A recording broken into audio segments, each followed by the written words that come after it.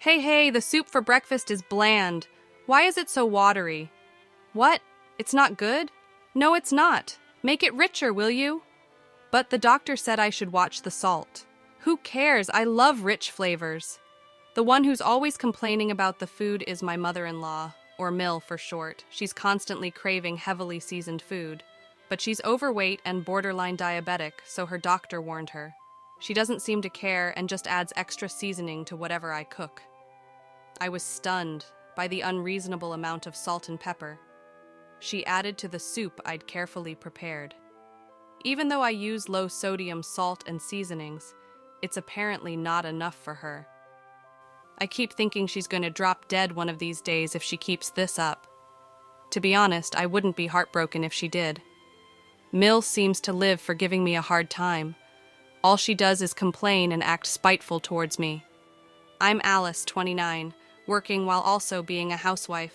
I've been married to my husband for 3 years, but we don't have any kids. The issue is my infertility, and Mill never lets me forget it. You're worthless as a woman if you can't have children. You're defective. Wow. You should be grateful just to be kept in this house. You're right. I'm defective because we've tried so many times, and I can't have kids. Talk about drawing a bad hand, huh? Ha ha ha. How could you say such a thing? Well, because a woman who can't have kids is finished. You're right, Mom. My husband laughed and agreed that I'm defective. I want a baby so badly. I've been going to the obstetrician while working, but nothing's working.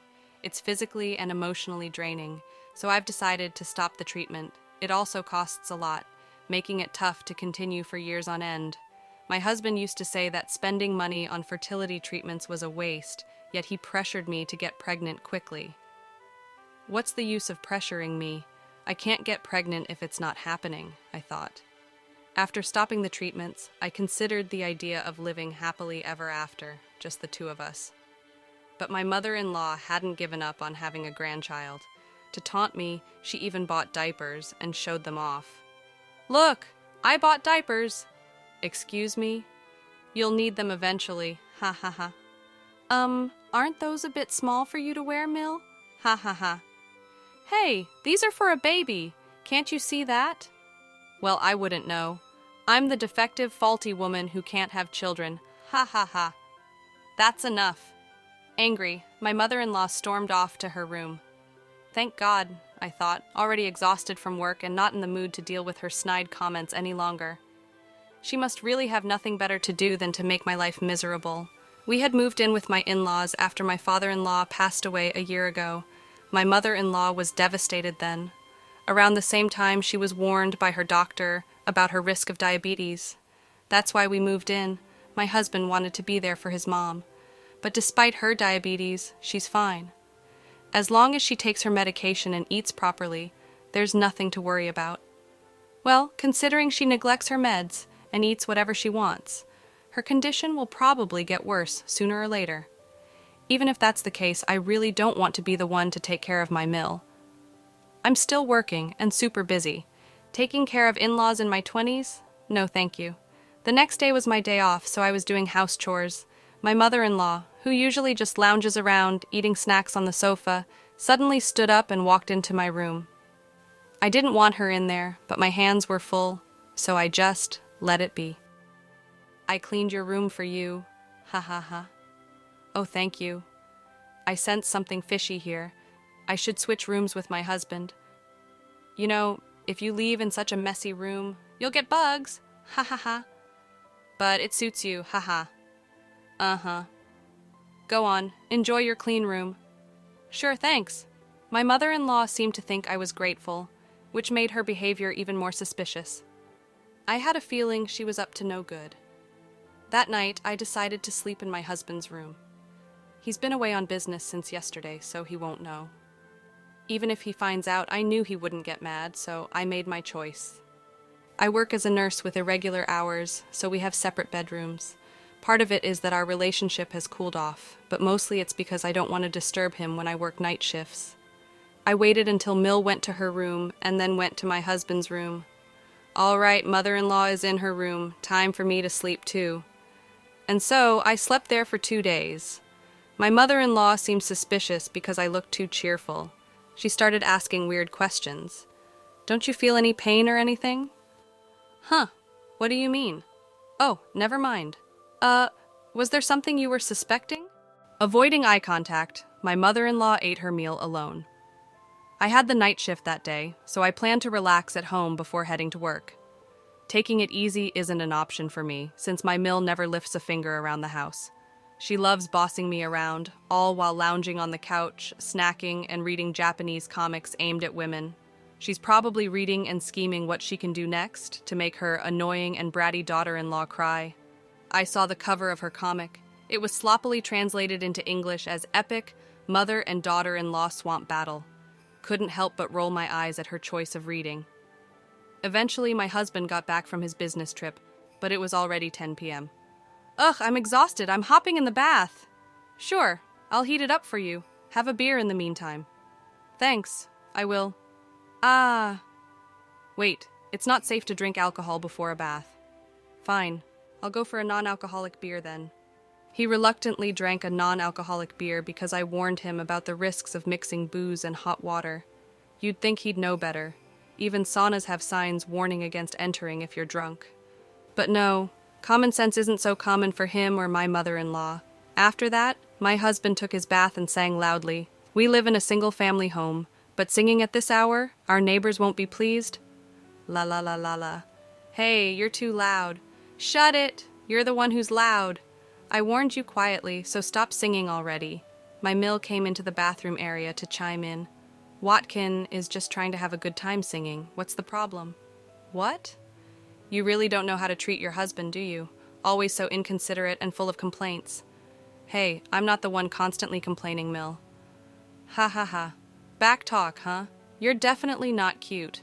Not that you're a beauty to begin with. That's fine by me. I'm probably a knockout beauty in some other country. No worries. Ha ha ha. After that, my husband got out of the bath and started drinking. It was already 10:30 p.m., and I needed to leave for the hospital where I work. Even though it's nearby, there's a lot to do, so I need to leave early. Oh, by the way, I've been sleeping in your room. Would you mind sleeping in mine tonight? My clothes are everywhere. Sorry. Sure. Doesn't matter to me. All right, I'm off then. Take care. I told my husband quietly, so Mill wouldn't hear. As I was about to grab my bag and leave, I heard my husband's loud groan. Ah! Ugh! What? What the? Watkin? He was curled up on the floor, clutching his leg and moaning. He looked to be in a lot of pain. Mill's face went pale, and she started to panic.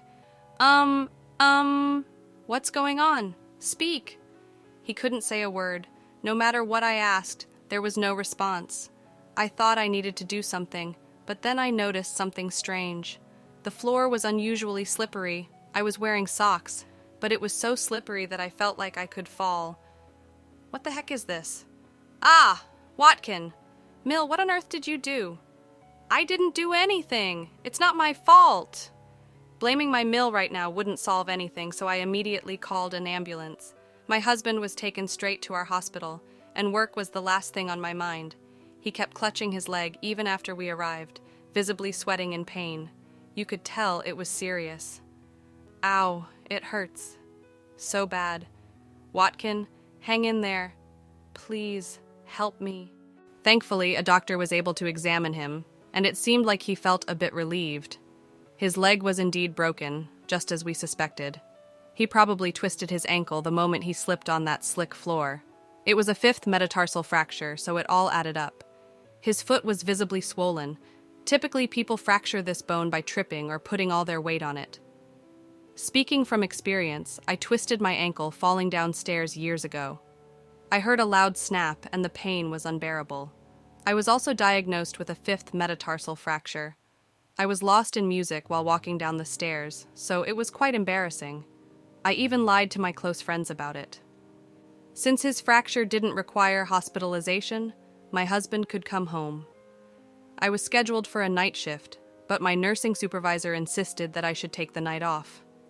It's not a life or death situation, but I guess she was genuinely concerned.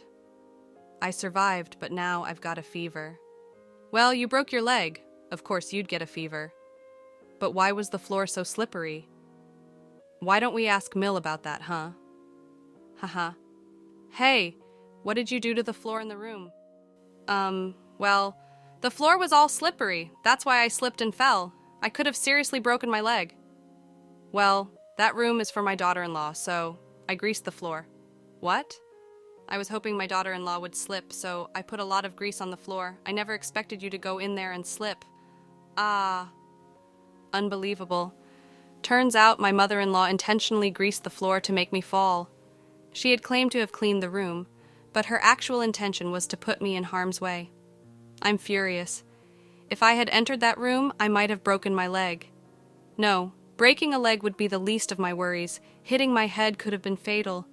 My Mill is practically a criminal for doing something this dangerous. You're despicable.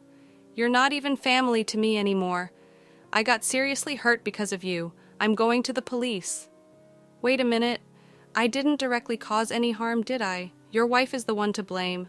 What? She told you to enter her room, didn't she? So this is all her fault. Shut up. That's not the point. You're getting arrested. My husband was furiously dialing the police. My Mill tried to snatch the phone away, but couldn't overpower him. Even with a broken leg, my husband was still stronger. He was desperately holding on to his phone, speaking to the police.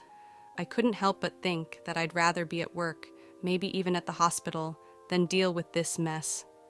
Neighbors will eventually catch wind of this horrifying situation.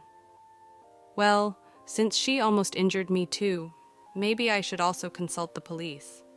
What? We don't know for sure, but she might be charged with attempted harm. Wait, no, I don't want to be taken to the police. Really? You knew the risks when you did this? Or did you think you could just erase me from this world? Well, I did think it would be better if you just disappeared. Wow, you're the worst. Your mindset is criminal. Personally, I wish you'd just stay in jail forever. Let's get a divorce. What? I can't continue like this. If I stay in this house, you might actually erase me one day. I'm too scared to live with that. Plus, I can't stand your lack of morals anymore. Wait, don't say we'll divorce over this. Over this? You looked down on me, called me defective. Do you even know how much that hurts? I can live without you just fine. No, I need you. I was counting on your income. I even got a new car contract. What? I finally got the Toyota Century I've always wanted from Japan. I don't care anymore. I managed to clean the slimy floor and hastily packed my belongings into a bag. I stuffed more into my carry-on, took off my wedding ring, and placed it on the table. While rummaging through a shelf full of dishes, I thought about bringing the divorce papers. Ah, found it. The divorce papers you wrote before. What? Remember how you wrote that if I can't have a child within 2 years, we'd divorce? Thanks, I can't have children now, so let's divorce. You must feel relieved now. Wait, what about the loan for my Century? Who cares? I left the house and headed straight to the hospital. The compassionate charge nurse didn't probe when I showed up at the hospital. She seemed to sense I had my reasons. I'm a nurse, so I can support myself without relying on a husband. I wondered why I put up with being treated like a servant in that awful in-law family, enduring their snide comments. I started to feel like the whole situation was ridiculous, so I decided to focus solely on my job and stop dwelling on it. The next morning, I filed for divorce. He's now my ex-husband. Given the emotional pain he caused me, I consulted a lawyer about getting compensation. In the end, my ex-husband had to pay me, and I couldn't help but think, serves you right. Ever since the police got involved, it seems the neighbors have been giving my mother-in-law the cold shoulder. Because she blabbed about why my ex-husband broke his bone, everyone thinks she's a terrible parent. Understandably, my ex-husband no longer wants anything to do with her and seems to have kicked her out. Though there is some kind of survivor's benefit program, it doesn't pay much. She's been crying that living alone is impossible. She loves to eat, and because of her, our grocery bills were outrageous. So, living on just the survivor's benefit would mean a very modest lifestyle. As for my ex-husband, I don't care what happens to him anymore. He said something about taking out a car loan, but I have no idea what happened with that. I assumed he wouldn't be able to afford it on his salary. He took me for granted and thought I would contribute money too, which annoyed me so much. Even though he's not particularly wealthy, he's the type to buy a new car without thinking. Later, I started dating a doctor at the hospital, and 2 years after that we got married and were blessed with a child, which felt like a miracle after all I'd been through. From now on, I'm committed to doing my best for my family,